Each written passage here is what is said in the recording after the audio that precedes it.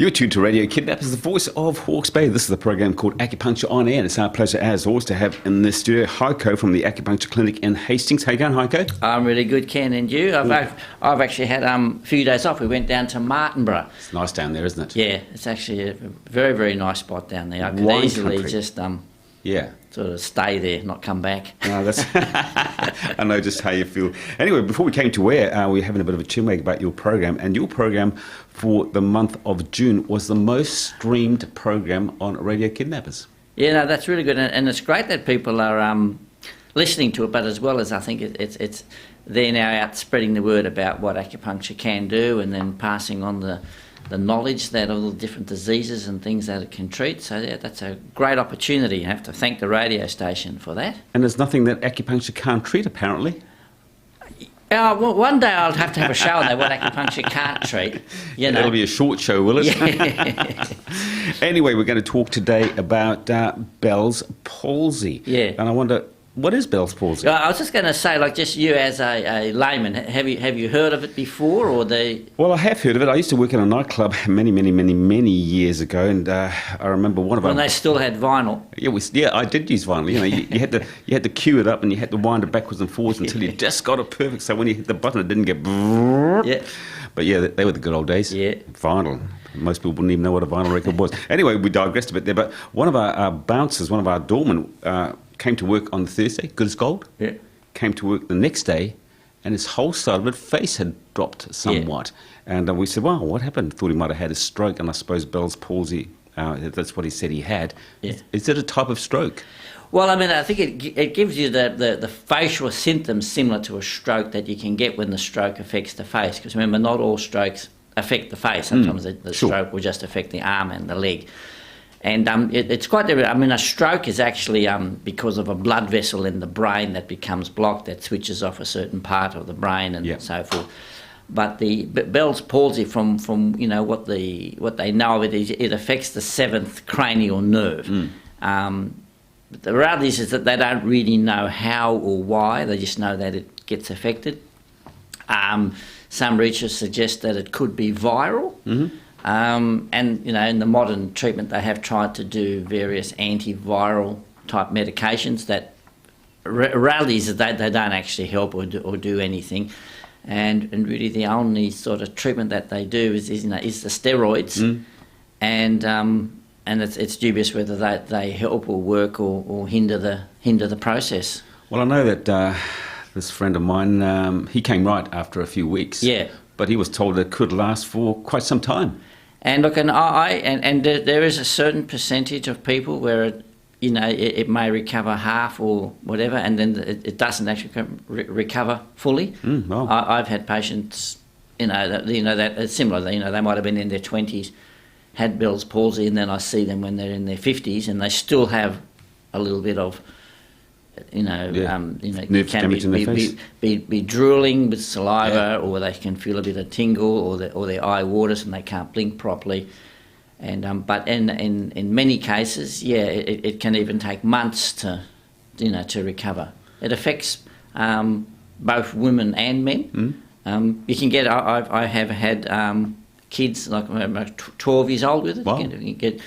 It tends to be more sort of the 10 to 40 year age group, but really it can be for anyone really. So you can get it any time and you don't know it's coming. And there is a little bit of a higher disposition. I mean, a risk, let's say if people have diabetes or if they're pregnant, again, they don't know why. That's just, it's just one of these things that it can give you susceptibility under those circumstances. So acupuncture can fix it up. Acupuncture to the day, and your sort of slogan, acupuncture fixes everything, Yeah, that's right. And then this is the with trying to explain to patients that even though it's affected the nerve, and even when we do the treatment for it, we're not really trying to treat the nerve. It's just sort of by coincidence. Oh, that's where the nerve is. Yes. So obviously we're influencing in some way. And admittedly, we can do local acupuncture points, and we do local acupuncture points around the face. But actually a more important part of the actual treatment and for the recovery process is, we say, is what we do are distal points, or points that are away from the area. The face in particular has two main meridians, the stomach and the large intestine meridians.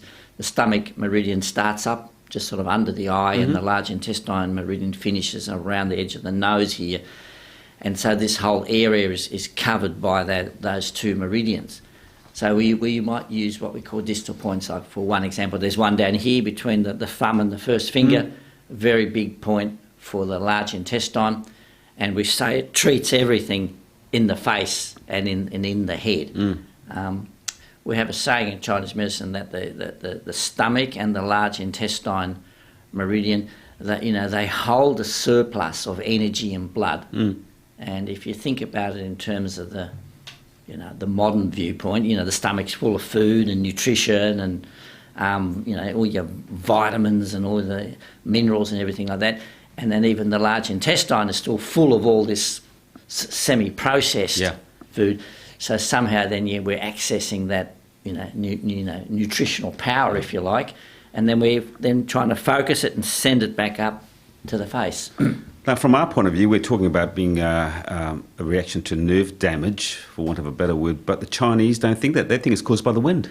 That's right, and because what it is like, the skin has pores on it and opens, and it's, and people know that, you can get exposed to wind, and Western science will often say, it's just ancient superstition, whatever.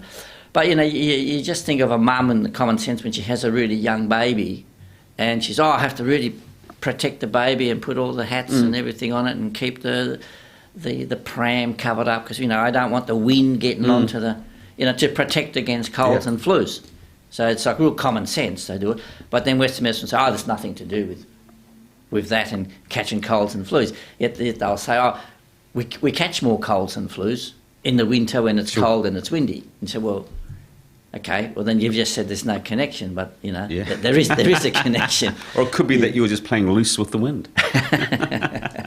What about moxibustion though? So could we treat it with heat if it's caused by cold wind? Yeah, and again, so one of the other things with the moxibustion, it's not just that it's the heat and the warmth that has the therapeutic effect, but the mox itself, we say it can tonify the energy and the blood and build up the yang.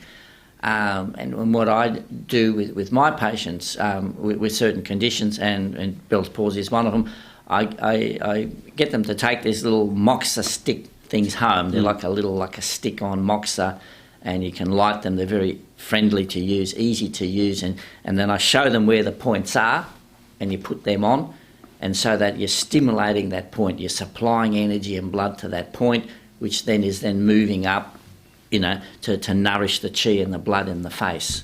And that's probably, more effective and more important than, just coming along to see me once a week and I do a little bit for half an hour or whatever. You go home and you do the treatment yourself.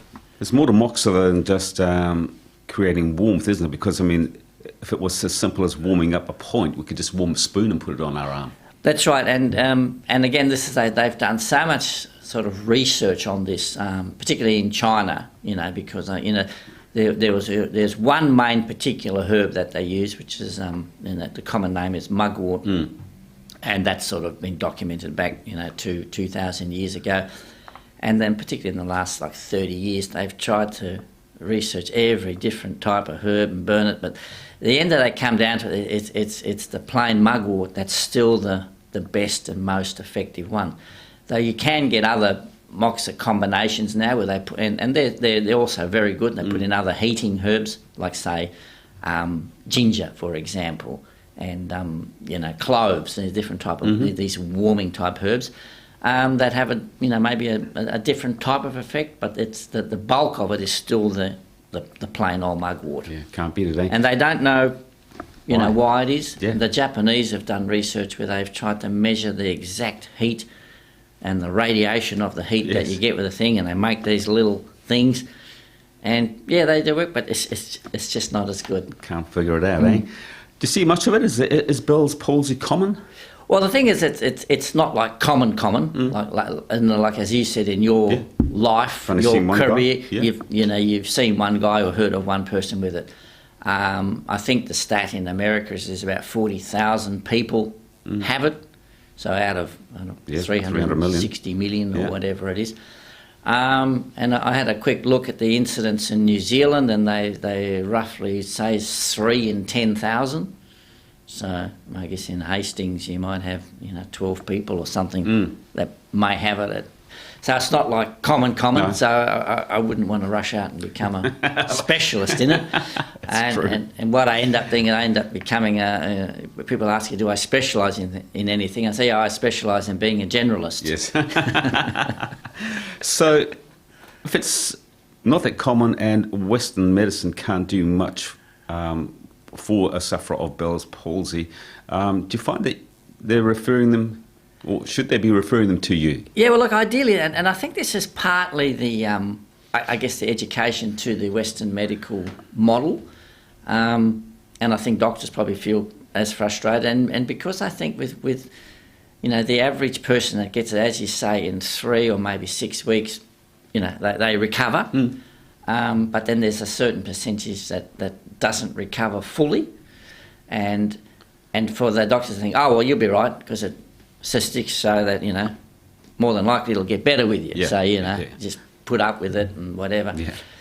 But I think it's because they don't know that maybe the acupuncture can help. But certainly, what needs to go in is it for those ones that are stubborn cases or difficult cases, that the acupuncture would be really beneficial for it. And unless they sort of know about it, then they're not going to be able to. Yeah.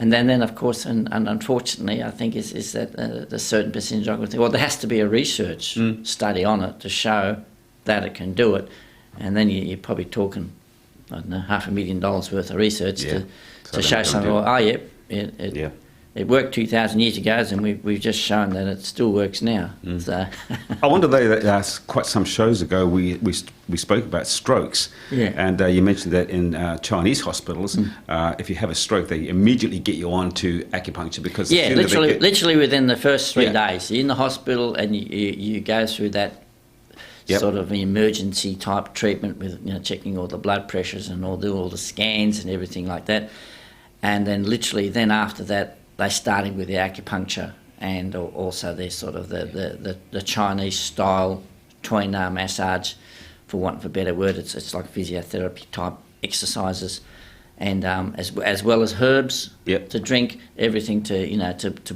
build up and to recover, and the recovery rate there is what I would say the full recovery rate there is very, very high. Is it the same with Bell's palsy though, that if they get to you quickly, is it? Yeah, that's right. I would say like you want to start straight away. Yeah. What about if you leave it? So you mentioned, for instance, that you might have come across someone who had it. Yeah, then it's difficult because then it's all stuck in. And people say, well, it's sort of a bit like as your house is deteriorating, as long as you keep repairing it and then you fix it up while it's repairable. But if you wait 40 years and then by then the whole foundation, everything has shifted. Same thing. It's very difficult to then just repair it. Yeah. All right.